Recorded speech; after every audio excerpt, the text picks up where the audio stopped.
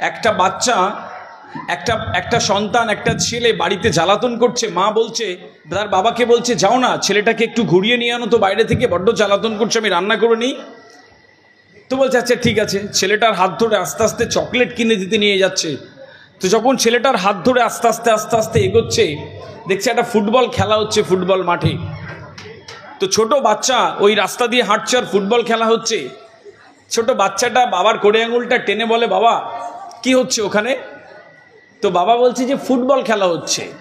ছোট ছেলে ফুটবল খেলা কি বোঝে না, আবার একটু যায়, আবার কোড়ে আঙুলটা টেনে বলে বাবা কি হচ্ছে ওখানে?